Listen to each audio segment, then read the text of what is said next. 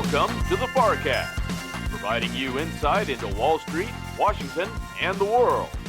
And now here's your host, Michael Farr. Welcome to the FarrCast. I am Michael Farr. Thanks so much for joining us again this week. It is the 12th day of June.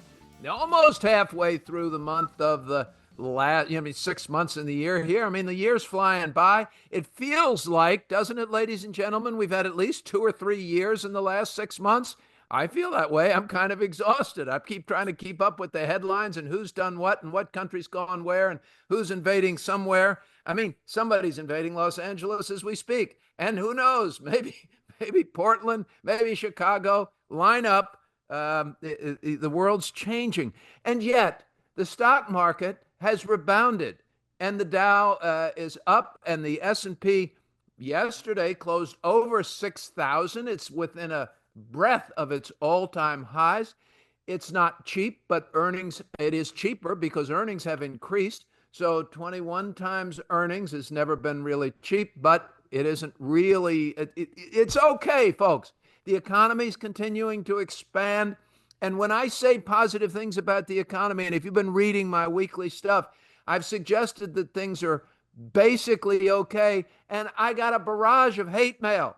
What's wrong with you? How can you say things are okay? You're one of those Trump-supporting, flag-waving Republicans.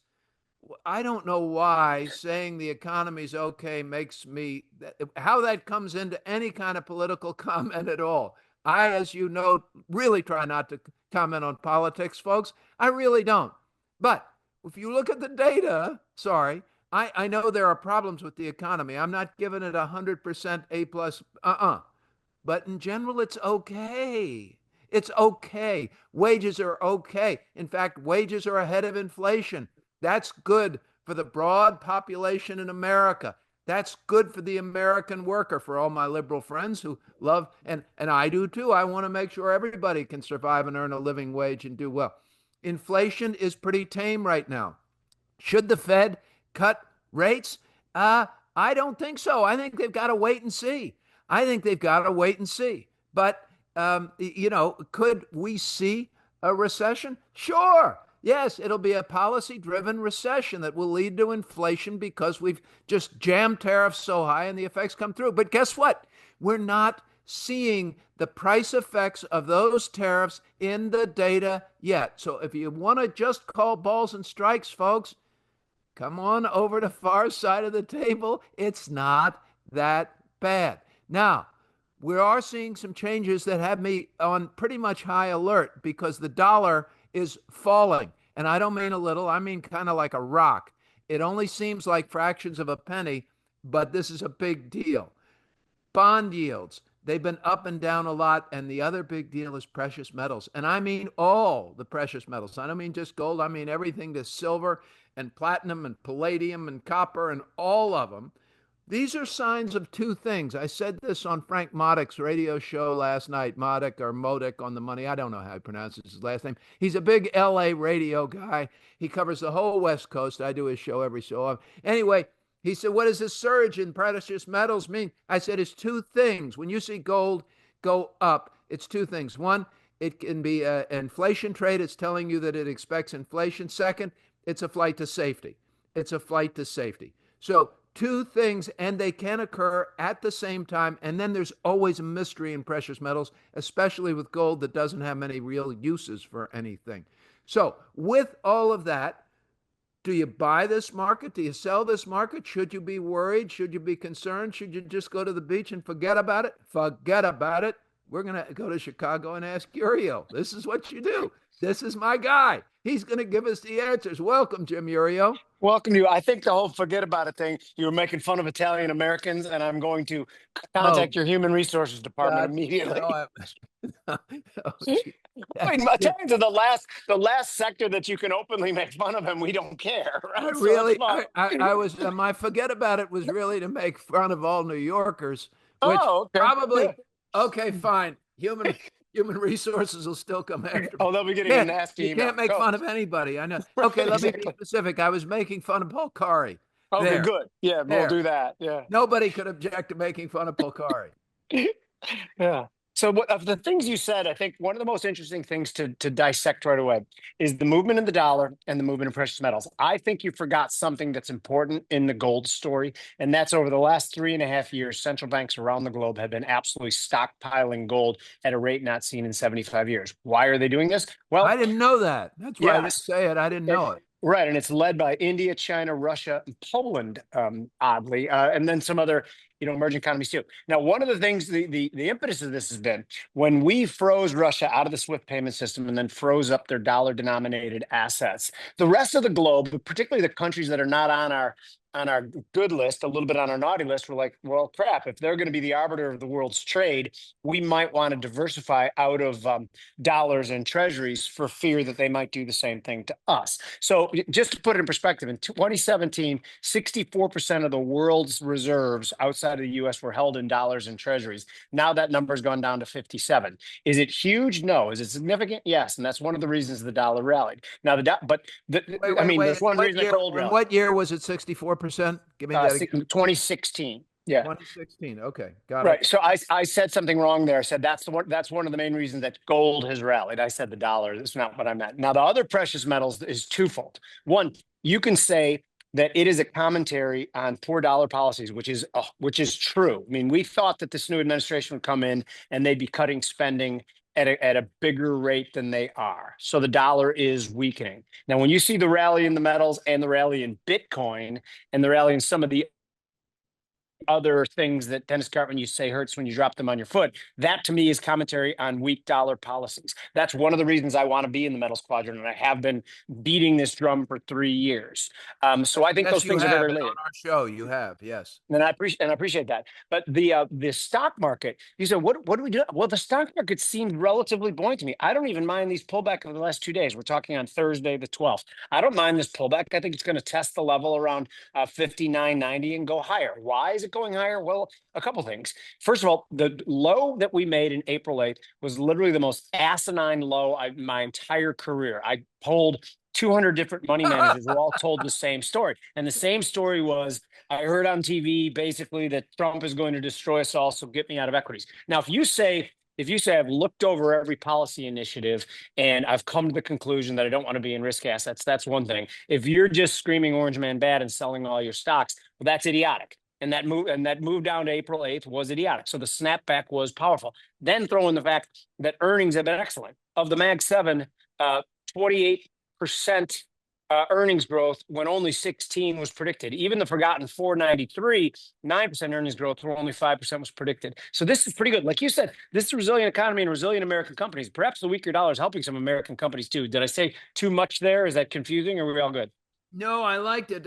The most asinine in your career, the most anything in your career is just such a huge statement because it's a long career. But there. no doubt. Now that's an age shot Okay, again. so that's what I was right. laughing at. Right, Iuorio's human got- resources getting 2 emails. Yeah, right. That's right. Now I'm an ageism or age. Yeah. Right? Yeah. It is hard to keep track of all of the different ways that I can offend and violate different policy. I mean, without trying, I can do it saying good morning to people. I really can, and I'm trying to be nice, folks. Yeah. But okay, yeah, Iuorio, if we go through that and you say that this was a political, I've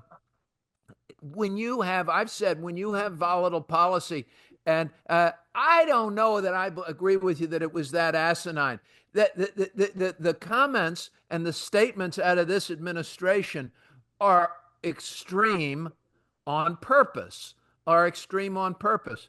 And if you take them at face value, which we're all learning not to do, but if you take them on face value, they have significant consequences that are really upsetting. So I understand. I'm not going to go out there and tell everybody, geez, if this worried you, I think you're an idiot. I don't. I think you were probably listening. And, it's hard to know what to take serious and what's not to take seriously. I mean, Can I add something to that too? Yeah. So I think it is absolutely ridiculous that we have to worry about the administration, the presidency, the highest office in the land, to have these headline bombs that create massive volatility in the stock market. I am not for that. I think it's ridiculous. There's 2 things I'd like to say to it though. At the beginning of this term, I had hoped that the market would ignore the words just because we've known Trump before. He's bombastic and he tends to say things, right? The market didn't. Why? Well, I've come to the realization the market likes volatility. The bigger players in the market, they want to trade off these headlines. Now, here comes the payoff. And I need your opinion on this too, because this is something I've been pushing out for a few months. I believe that bear markets and deep corrections are born of complacency toward risk for an extended period of time. The one good takeaway might be that Donald Trump does not allow that complacency to build up. Everybody is reminded almost on a daily basis that there are massive risks in the stock market when the headline risk is coming from the presidency. That being said, I think it could build for a more durable rally. And again, I've said in 2026 that I thought was going to be the beneficiary of all this tumult. And I still think that's the case. But I think perhaps Donald Trump's constant punches is like forging steel for a market in the future. Is that asinine or no? What do you think to that, Farr? I think you're right 2 months ago. I think that's exactly what was happening 2 months ago. But I think that the complacency is coming back in as we are becoming inured to the bombast, as we are becoming callous to the bombast.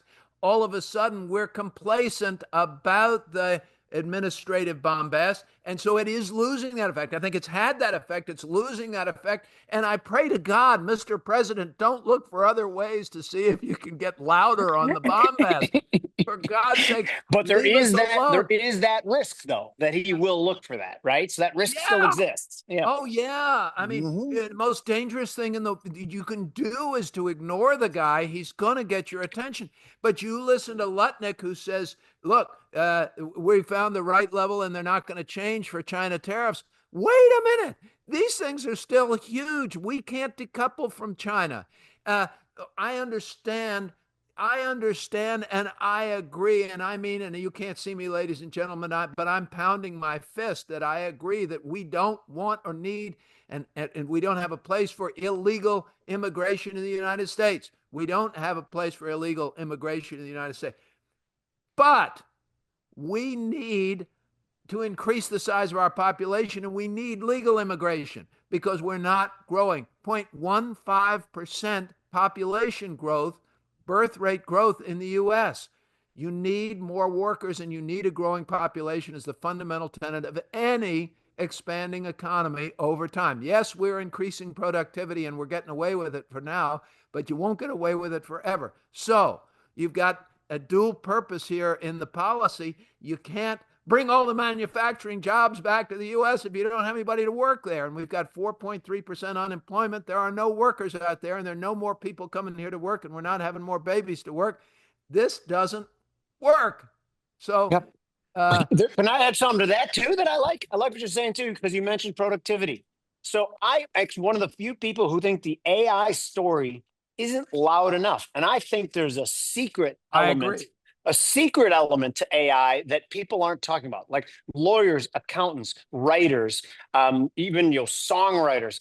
They're using AI more than they're telling people just because they don't want it to be known that their job is made so much easier by AI. So I think it is more of a creep and more of a rooted system now. And I'm trying to position myself because I think 5 years from now, we are going to look wildly different. But I am looking for ways to increase my exposure to AI companies that push AI out or companies that may use it to streamline their own business and make themselves more profitable. But I think that's one of the reasons inflation's down is because we need less. I don't need as many editors for the writings I do. AI edits it. Again, AI can't write it. AI sounds I've like never needed the editors, and they still come in and want to change all my crap anyway. Exactly. Now right. I've got a computer who wants to change it all. Yes, exactly. I love it. You sit, you work, you write, you get it just the way you want, and they go, "No, why don't you change? Why don't you change therefore to ergo to ergo?" Like because I've never said ergo in my life. That's who why says ergo, right? Yes, God exactly. Ergo. Yeah. Ergo. Okay. Ergo, Iuorio. If we're going to talk to Fred and Ethel here for a second, who basically want to know, should they keep owning the S&P? Do they keep their bond allocation? And they're looking through the end of the year. Tell them what you think. So here's what I think what I'm going to do. I am still I am still fine with being long. There's been no indications from me. That being said, I don't think we make new highs this year, but I think we do test the old highs about, let's call it 6,200 in the S&P futures. I think we test the highs. I think that 2025 was always going to be there. There is no surprise to me at all that it was going to be a tumultuous year. We are transferring different economic systems at a more drastic level than we have in many, many years. So I think it's going to be a tumultuous year. I think there's going to be ups and downs. I am not abandoning any of my core positions. I am, again, and this is above Fred and Ethel, but I tell you, what I do is I do my tax deferred accounts. So I'm not always taking capital gains. I take some off on big rally days, put some on big break days, but only if it's significant. But I do think you stay the course right now. And again, that's me talking. I don't know if Fred and Ethel's allocations or the depth of their pockets. I think it's good to always set your expectations properly. And I agree with you. I'm not expecting any big new highs this year. But if we can stay anywhere near these levels, I don't think that's awful. I mean, right. Sometimes okay is okay, folks. Sometimes okay is okay. Amen. And we're used to great over the last few years. So okay feels bad, but that's not the case. It's not the case, and the headlines can be distracting. And please know that our hearts and minds and prayers go out to all of those who are suffering around the world. In this country and in other countries, there's a lot of bad stuff going on. And in general, the U.S. is doing pretty well. Finally, Jim Iuorio, this is for you. I've been thinking about you since the weekend when I read this article on the new AI death clock. There is a new AI death clock. Now, as Social Security Administration, ladies and gentlemen, Mass Mutual, I think Northwestern Mutual, they all have life calculators, life expectancy calculators that are all very broad and sort of generalized and don't all that, but they have to sort of have them so that they can figure out insurance things. But this new death clock AI asks you 29 or 39 different questions, very specific. It is a game changer, and it will tell you your date of death. It'll give you a save the date card. Iuorio, you've got to do it.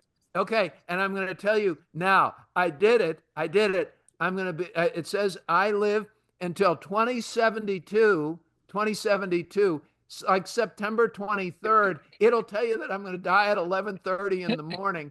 And I'm going to be 111 years old, 5 months, and however the hell many days that is. Okay, listen, ladies and gentlemen, you don't know Iuorio's a gym rat.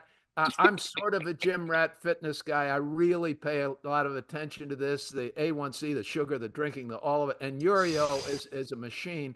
So we got to see, we're going to compare this one. So send it to me immediately. I want to do it for sure. Because I have this theory too, that like you said, I'm a gym rat and I'm obsessive compulsive about the working out and the health thing. But and everything else, Iuorio. Yeah, well, that's what I was going to say. The obsessive compulsive thing isn't a good thing for longevity, but the workout and nutrition is. So I think those two may counterbalance. So I don't project myself to live to 110 physically, maybe, but mentally, because I'm half crazy, that it might affect me badly.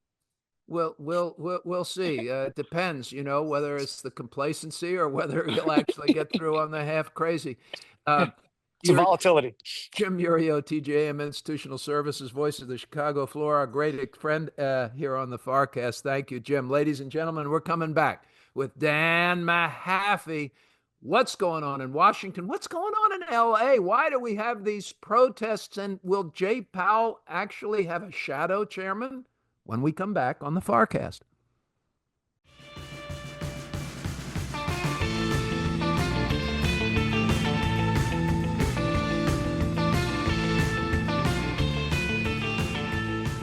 Thanks for being with us on the FarrCast this week.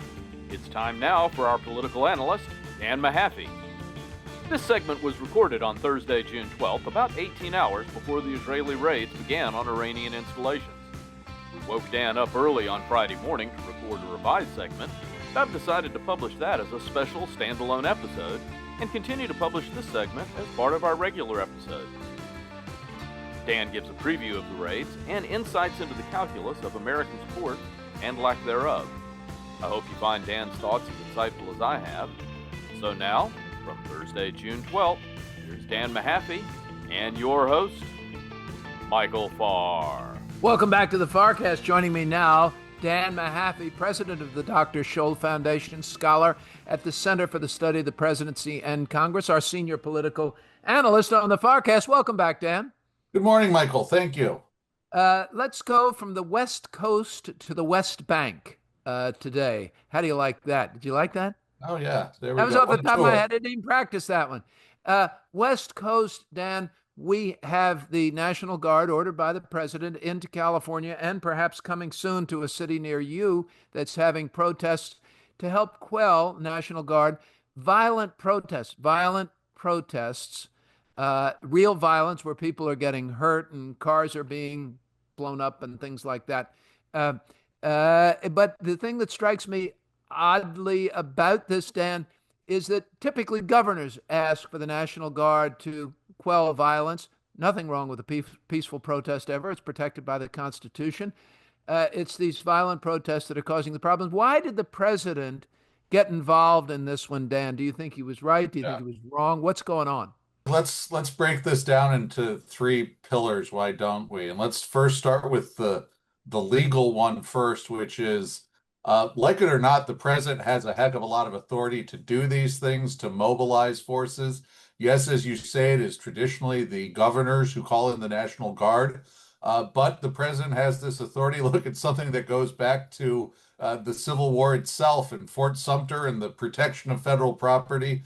It's a question as old as the Republic, and I think for the legal framework, look, the president has these authorities, and some might argue, when we looked back at Obama and those people who took over that wildlife refuge, perhaps Democratic presidents have been too relaxed in using some of their authorities to quell unrest or other things. So you have that on the legal side. On the political side, yes, Michael, I think we have this imagery, totally unacceptable attacks on police, law enforcement of any form or fashion.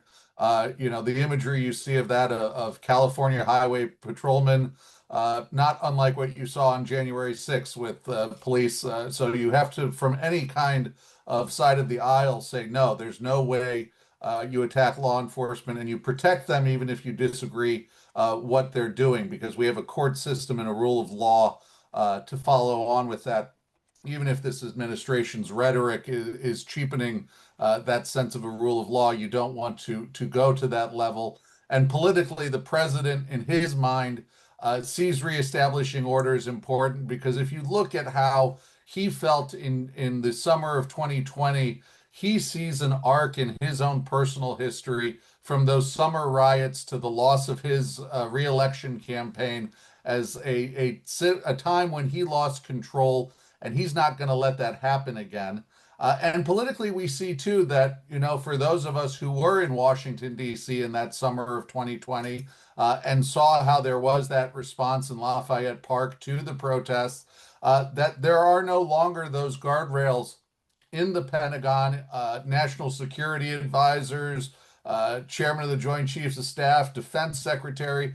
In 2020, those folks were putting sand in the gears as President Trump tried to use the military domestically. And now, politically, within his own party as well as within his administration, there's not that opposition. And then finally, in the third pillar, which really is what concerns me most, just comes down to military unity of command. That you have the governor of a state who should nominally be in charge of his National Guard forces in conflict with the president, the commander in chief of the country. The question of what these forces are being used, what the purpose of it is. And I really feel sorry for the 18-year-old grunt or the 20-something weekend warrior who is being called up, put into this position. And frankly, there are a lot of young men and women who are here at the crossroads of history because one terrible incident could really damage the relationship between the American people and their military. We're back to Kent State. Something like that. Of my era, yes. It's a terrible position to be in. You're not you're sort of explaining it without justifying it one way or the other, and clearly it looks like it's going to continue. Do you agree with that? Right, and Michael, because it's my explanation of this is it's hard to grok, but there are times when it is a lose-lose situation. The Washington Post has a survey of over 1,000 people surveyed about the use of the National Guard. Responses are along party lines. They differ between folks in California folks not in California, people from Florida and other places. In general, there was a consensus that a right peaceful protest exists just fine, though Republicans didn't like the idea of protests a kind of more across the board in general, according to the survey, those who identified as Republican. But nobody liked violent protests at all. Nobody thought that was okay. But how you handle it, there were a lot of differences there.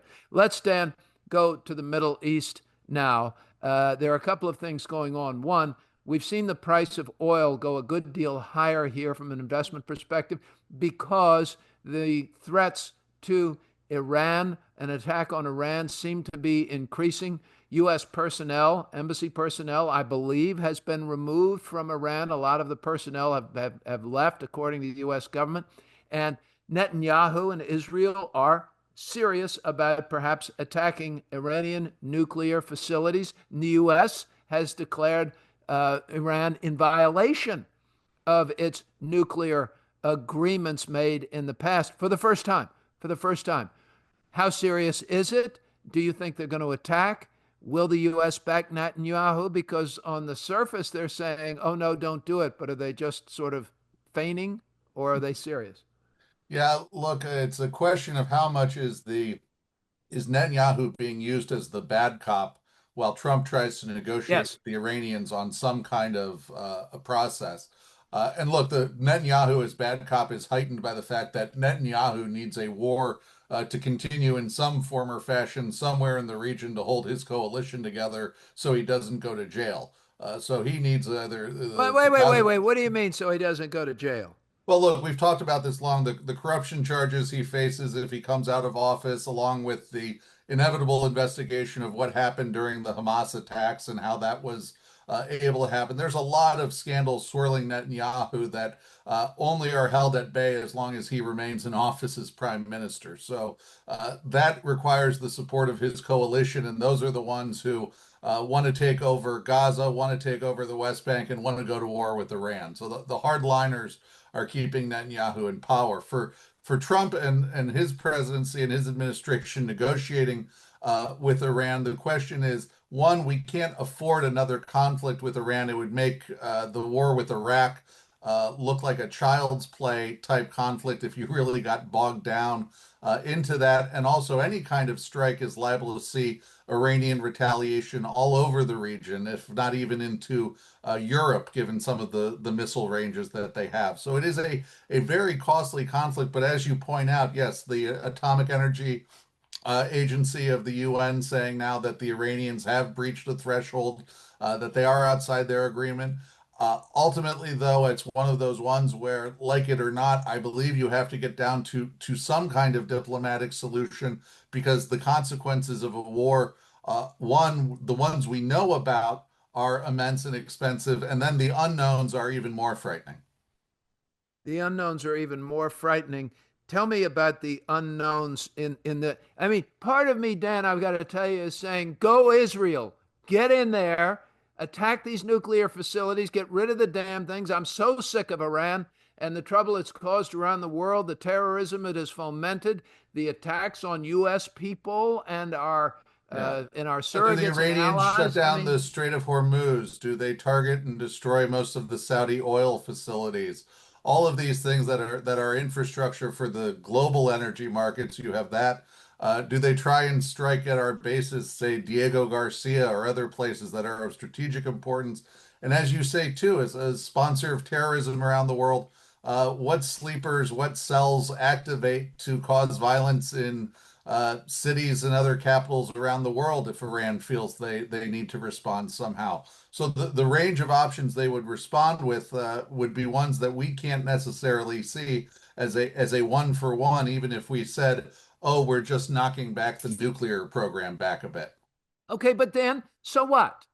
So what? I mean, I understand I understand what you just said, but I don't think that if we think that they really are advancing, and it certainly seems they are, their capabilities to have nuclear weapons, and we understand they're this much of a problem now and this much of a threat now. Let's deal with the threat now instead of kicking this can down the road until it becomes a nuclear can. What are we waiting for? We're reading the same equation and weighing different sides of it differently. And I think that's that decision you make. You look at the alternative of North Korea, for example, where you have just been able to deter them and keep them in a box, albeit unsuccessfully, as they've now worked with the Russians more. Michael, it's a question of can you afford to do it? And if we're caught in that conflict with Iran and we have our planes and carriers, all limited resources bogged down again in the Middle East, is that a green light for China to go against Taiwan then? Because we've got all our eggs in the sandbox again. That is a calculus that is well above my pay grade. But if you're in politics and you have to figure out which one of those you're going to fight, I think you make the decision to keep the nukes out of Iran. Period. That would be a clear decision for me. Would it be a clear decision for you, Dan? I think it's a more difficult decision for me because I also see, and I don't think the American public would be on board another war, blood and treasure to deal with another regime in the Middle East. Can it be? Is it a war that Israel can successfully fight with the support of allies in the Middle East and us? Look, Israel will be able to put significant damage on the Iranian system. Don't get me wrong about that. It can't win the war, though. It can't win the war against Iran? I want to be clear. You can damage the nuclear system, ultimately prevailing, though, in a way that solves the Iran problem in a whole is something that I don't think Israel could do on its own, and I don't think we could do with Israel together. Why? Look how it worked in Iraq. Go ahead, keep telling me. Regime change, messy, expensive, hard. You have to come in. This is a country larger than Iraq, larger than regions of the United States, with a history much larger than ours. And we'd be coming in and saying, here is the new American and Israeli management. Enjoy. Okay. Well, we saw that change in Russia too. We had this wonderful time with Bush and Gorbachev, and it didn't last but about 4 years.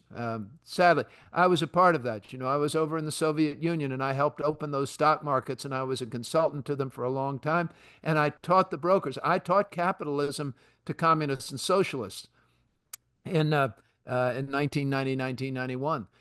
It was a great experience in my life, and the people I worked with were wonderful, and boy, has that world changed dramatically. So I feel sorry. I don't think you're going to convince the American public to send their GIs so Israel can be safe. I don't think that's the issue. I think it's the safety of the rest of the world and the safety of the U.S. that will be absolutely and always has been threatened by the Iranians and their their tools around the region as they best can. Okay. Well, you see the threat, but I'm talking politically. No, I got it. Give me what's keeping you awake at night. We got to go. Look, the Middle East, as it always keeps, I think, all of us up at night. And then finally, too, I think what really came out of these London trade negotiations with the Chinese, are the Chinese going to look at this and still say, can we wait the Americans out while they tax our imports 50%? We'll see. Dan Mahaffee from the Center for the Study of the Presidency, where he's a scholar, the president of the Dr. Scholl Foundation, and the senior political analyst on the FarrCast. Thanks, Dan. You're welcome, Michael. Take care. We've got a new guest coming up. Eric Brown from Copeland Capital Management, an old friend of mine who does mid-cap, small-cap, big institutional manager, doing stuff internationally. How is he seeing the world from a real fundamental institutional investment point of view? That's what I want to know when we come back on the FarrCast. Please stay with us. Michael Farr and the FarrCast are proud to support Heroes, Inc. Heroes supports the spouses and children of law enforcement officers and firefighters who gave their lives in the line of duty to the greater Washington, D.C. community. Their singular goal is to honor the supreme sacrifice made by these individuals by caring for their families. Heroes' work begins within 24 hours of the tragic loss and continues indefinitely. We invite you to learn more about Heroes' mission at heroes.org. We hope that you will consider supporting Heroes as they endeavor to honor those who protect us. That's heroes.org. Heroes, here for you, here for good. And now, back to the FarrCast and your host, Michael Farr.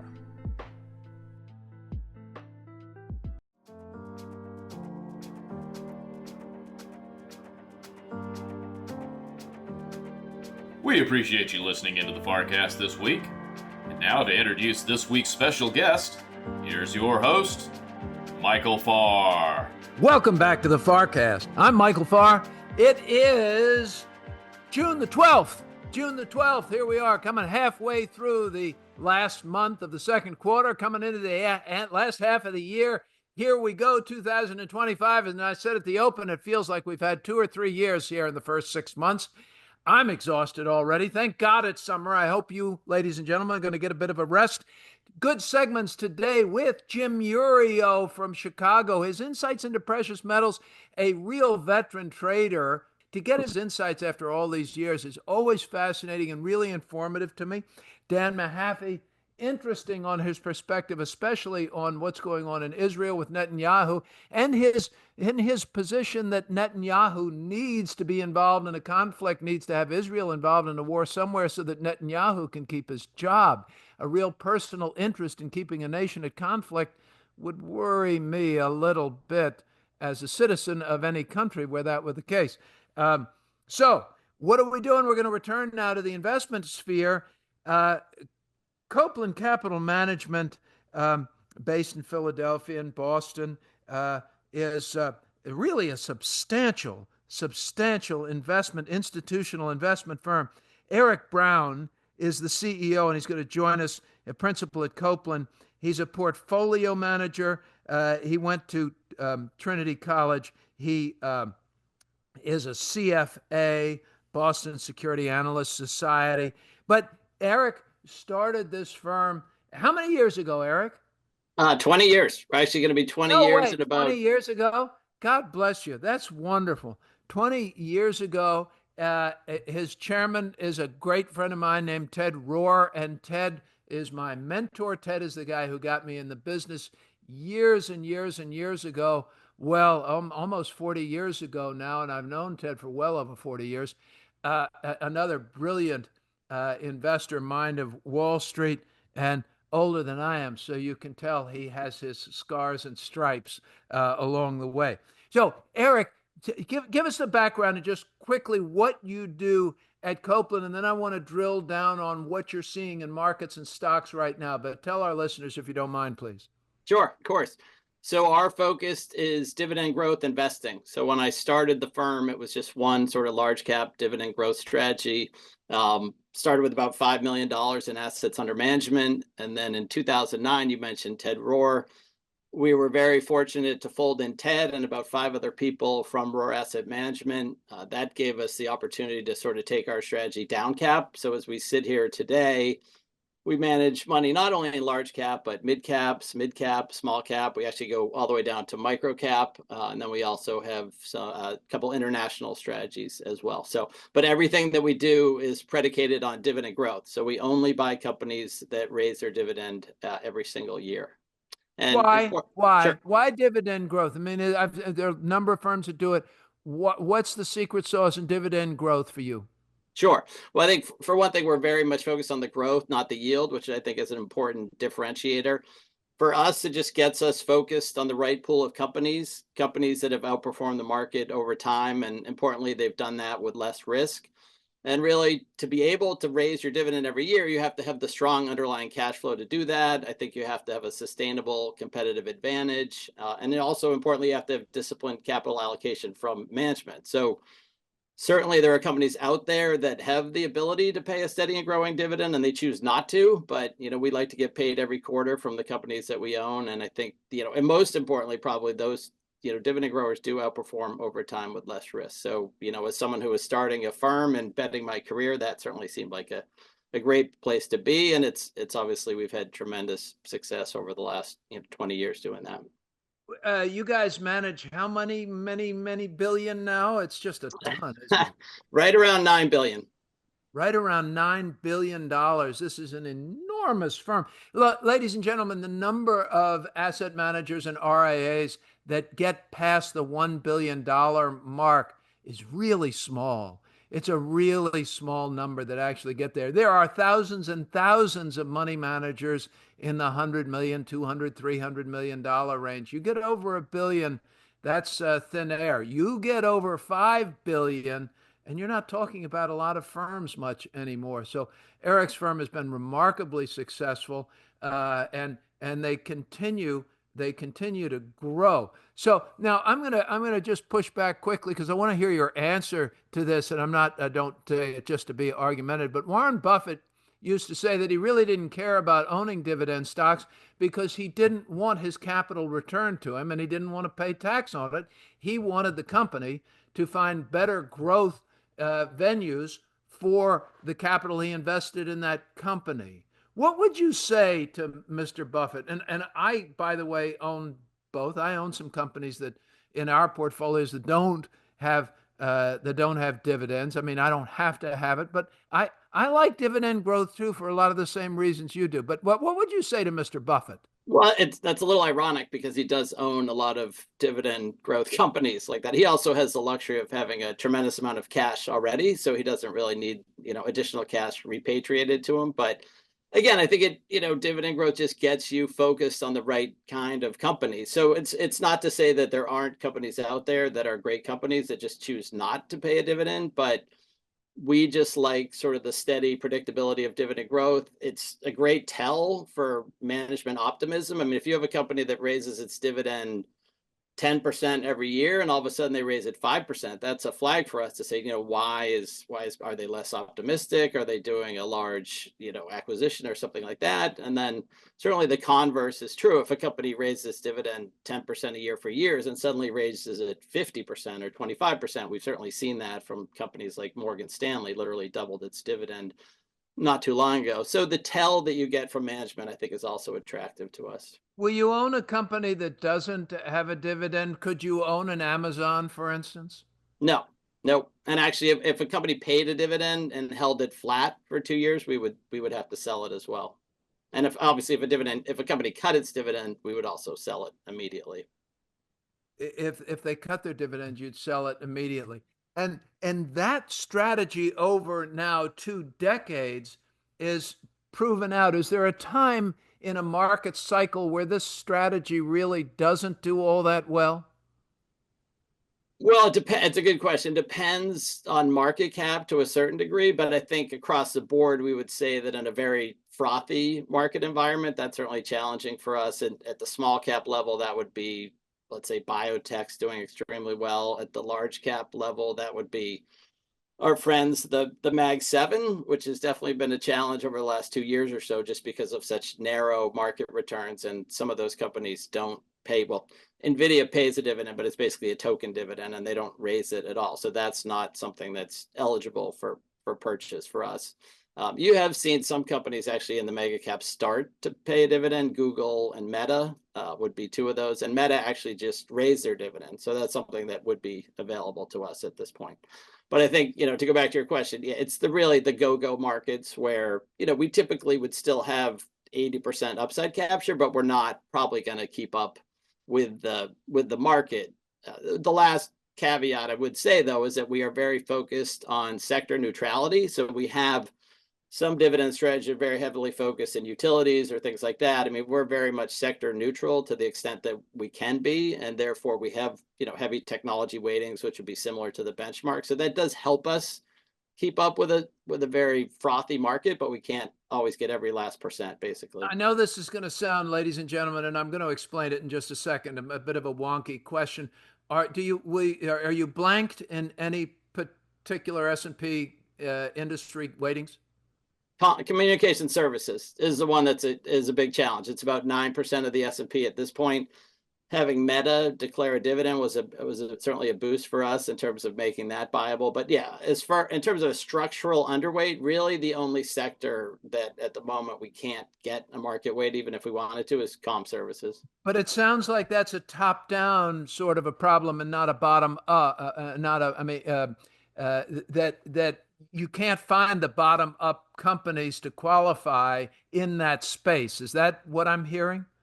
Yeah, that's right. I mean, what we do is we sort the universe by sector. So we're evaluating companies relative to their sector peers just to Okay, take let me out stop any. you for 1 second because, ladies and gentlemen, I don't want to get away from you. When a money manager looks at a benchmark like the S&P 500, you can pick any one of the Russell benchmarks, but you all know the S&P, so let's stick with that. There are a number of ways to break down the S&P 500 categories and groups and subgroups, but let's say there are 16 different category industry groups and so that you can look at within the S&P 500. A manager is going to want to say, all right, within the S&P 500, how much is in the communication sector? What is the weighting for communications, Eric, right now? 9%. 9% in communications right now. And in communications, what are the big stocks that get included that people are probably not thinking about are communication stocks? Well, Netflix would probably be one of the biggest ones. Meta would be one. Google would be one. Those three sort of dominate that sector. And because if you have 9%, you split across those three, that market cap of those three together is more than half of the overall communication services sector. Right. So, and then a manager wants to know how far from those sector weightings there he's going to differ. And when you differ, you're going to create within your portfolio tracking error. And sometimes it can be because you just simply can't find things that meet your discipline. We have a value discipline at Farr Miller in Washington, and if the stuff's too expensive, I don't buy it.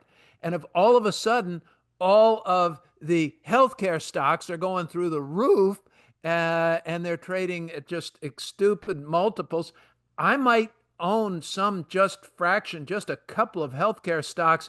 And so, say the healthcare sector is 15%, I could end up owning 2 or 3% in healthcare only because it doesn't meet my discipline. A key to any manager, ladies and gentlemen, whether it's Eric, whether it's Jenny Harrington, whether it's any one of the folks we regularly have on our show, if they stick with their discipline consistently, I have confidence. They should perform. They should perform well over a full market cycle. Eric, does that make sense to you? Yeah, that makes perfect sense. And really why it's important to us is that we believe our value add is picking great dividend growth stocks. So what we don't want to do is have a year where we say dividend growth did really well, but we made a bunch of sector bets that did not work out well. We had too much energy or we had too much tech or something like that. So our clients are never going to have that happen to them. We're going to be sector neutral. We're going to let the dividend growth stock picking shine through. And really that lends itself to repeatability of performance and process. And I think that's, as you just alluded to, that's what our clients are looking for. But you're not going to force yourself into a communication sector if you can't find the names that meet your value discipline and dividend growth, correct? Exactly. The dividend growth is a hard, fast rule. You have to grow your dividend. We're not going to make any exceptions to that, even if it means that we're underweight a sector like comm services. This is the way good managers talk, folks. I promise. This is what they sound like. And he doesn't sound half as stubborn. Well, two things. He doesn't sound half as stubborn. And I know I've known Eric for a whole long time. He doesn't sound half as stubborn as I know he can sound when he gets good and stubborn. But he certainly doesn't sound as stubborn as other really good managers. But when you listen, go back and listen to Warren Buffett. Go back and listen to Peter Lynch, any of them. When they start talking about what they will and what they will not invest in, there's a strident tone that enters their voices that shoulds. And when I hear it, I'm thinking, this is a guy I need to listen to. This is a woman that Jenny Harrington I want to listen to when she's Shannon Scotia, all of these people that we have on, listen to them when they start talking like this. So, Eric, now you're not going to believe me, but we're almost out of time. Believe it or not. Tell me how you see the world in terms of valuations now. Where are you finding opportunities? And how long do you typically like to hold a stock? So for large cap, our turnover rate's about 20%. So that would imply 5 years to hold a stock. We oftentimes, if a stock has a huge run, we would look to trim it back. If it is temporarily beat up, then we would look to round it up. In terms of the I mean, What's an this is average position for you to a initialize? 2.5. Yeah, good question. So 2.5% would be the 2.5%. typical purchase size. Yep. That lends itself to 40 stocks in the How portfolio. long, how large will you let that position grow before you feel like you have to trim? 5% would be the level at which we feel like it's getting outsized security specific risk at that Could it point. get, will you ever look up and have something that's 7% just because it's gone fire and you think you've just got to leave it alone? No, nope. That would Oh, get trimmed sort of steadily along the way. And we trim it, it grows back. We trim it, it grows back. But again, we don't let it get to that 7%. 5% is a pretty hard, fast rule. okay. So we have these hard, fast rules. And where are you seeing opportunities, either across market caps or you've even got international funds? We do. Well, international, we'll start with that since you mentioned it, has finally, I think, come back into favor. It's meaningfully outperformed the domestic indices. And I think that's certainly something that could continue for the next couple of years. I mean, it underperformed for about a decade or so. So I think there's potentially certainly room to run there. And then the other big one I would flag at a high level is small caps. If you look at small caps, their average return over the last 3 years is about 4% per year. You juxtapose that against large caps, which have been up on average 16%. I mean, that's a tremendous outperformance dispersion for large caps when these things typically reverse themselves. So it's hard to say exactly when that will happen. And a part of that is certainly the mega cap performance. But I think that, with all that in mind, I think small caps are extremely attractive right now. In the 1970s, Eric, and you had the benefit and I had the great benefit. I had Miller and Washington, and Miller and Washington started with my firm in their mid and late 70s and stayed with me well into their 90s. John Washington was coming to work at 98 and he died when he was 99. Same with Sonny Miller. I mean, died close to 97 years old. They joined me in their late 70s, and I thought, well, how the hell long are they possibly going to be with me? Well, the answer was 20 years. I almost fell out of my chair. Couldn't believe it. But they pointed out that in the 1970s, the Nifty 50 were trading up at 50 times earnings, and small caps were trading at 8 times earnings. And the big market argument was you have to buy the small caps because that gap in multiples will close. And indeed, it did close because the Nifty 50 came back down to 8 times earnings. And the small caps never actually moved. You have a great benefit of a legendary U.S. front page of the Wall Street Journal, and I saw it and read the article years ago. Ted Rohr is your chairman at Copeland. Give me just 1 or 2, 30 seconds on what it means to have that many years of experience and that perspective at your firm and in your meetings. It means everything. I mean, we are very blessed to have him. There's very few people that, he grew Rohr Asset Management to 14 billion at its peak. So certainly as we've grown from 5 million at day one to 1 billion to 3 billion, there's very few people that can say, okay, now we're at 3 billion. This is what we need to do next. Or now we're at 6 billion. This is what we need to do next. I mean, that is really unprecedented. And, really hats off to Ted. He's our chairman, but to participate in 2 firms that went from essentially nothing to roughly $10 billion or more in value is really, I think, unprecedented. So we have that at a management level, but at an investment level, it's particularly right now, as you alluded to, the 70s. I mean, for Ted to be able to come into a meeting and say, this reminds me of 1974 when inflation was doing this and gold was doing this. And people in my generation, frankly, have never really, at least in our investment lifetime, witnessed meaningful inflation. So to have that guidance, to have that wisdom is really just, it's invaluable. And we're very lucky to have him. Yeah, legendary investor Ted Rohr, part of this company. I got to tell you, it's kind of starting to bother me a little with all this full head of white hair I have in almost 40 years now in this business. People are starting to look to me to do that, and I think, crap, have I become that guy? Am I becoming that old guy? It's not a bad guy to be, so I wouldn't worry too much. Well, let me tell you. Yeah, no, it's except for the mirror, I feel great. I'm going to start just covering the mirrors. I think that's my best solution. Eric Brown, thank you so much for being with us. I've learned a lot. This has been great. Ladies and gentlemen, I'm sorry you can't call Eric's company to invest with him. It's an institutional company. They manage money for large institutions. Eric, thank you so much for being with us on the FarrCast. I hope you'll come back. This has been really cool. Yeah, I mean, it took 8 years to get the invite, but I'd be happy to come back. And no, it's great to be with you. Thanks for having We're me today, definitely Michael. going to have you within the next 8 years. I promise, Harry. That's That perfect. down somewhere. I'll be waiting by the phone. Yes.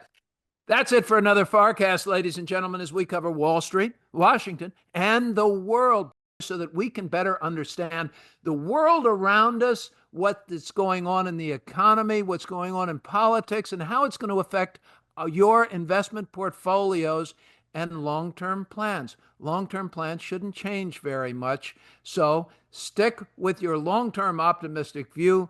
Stick tight to your goals, talk to your advisors, and when we can be helpful, tune in and listen to us on the FarrCast.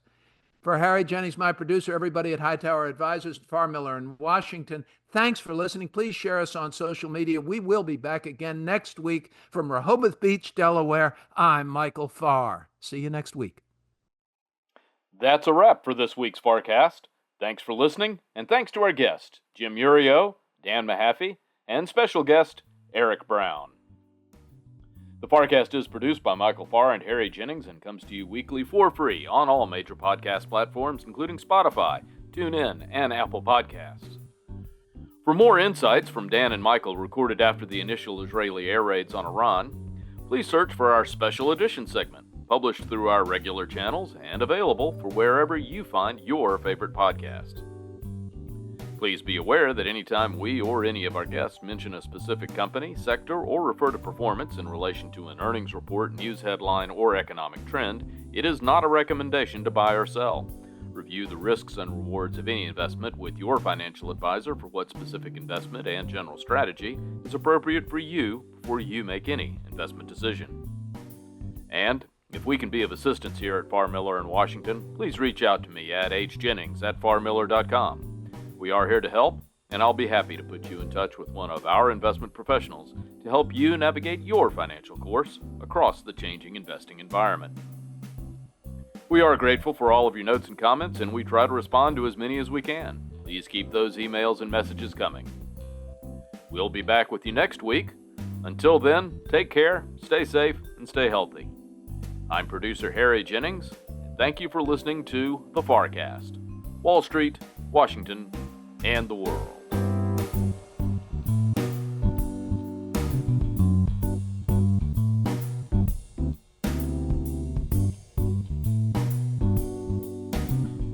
Farr Miller in Washington is a group comprised of investment professionals registered with Hightower Advisors, LLC, and a SEC-registered investment advisor. Some investment professionals may also be registered with Hightower Securities, LLC, member FINRA and SIPC. Advisory services are offered through Hightower Advisors, LLC. Securities are offered through Hightower Securities, LLC. All information referenced herein is from sources believed to be reliable. Farr Miller in Washington and Hightower Advisors, LLC have not independently verified the accuracy or completeness of the information contained in this podcast. Farr Miller in Washington and Hightower Advisors, LLC, and any of its affiliates make no representations or warranties, expressed or implied, as to the accuracy or completeness of the information or for statements or errors or omissions or results obtained from the use of this information. Farr Miller in Washington and Hightower Advisors, LLC, and any of its affiliates assume no liability for any action made or taken in reliance on or relating in any way to the information. This podcast and the materials contained herein were created for informational purposes only. The opinions expressed are solely those of the authors and do not represent those of Hightower Advisors, LLC, or any of its affiliates. Farr Miller in Washington and Hightower Advisors, LLC, or any of its affiliates do not provide tax or legal advice. This material was not intended or written to be used or presented in any way to any entity as tax or legal advice. Clients are urged to consult their tax and/or legal advisors for related questions.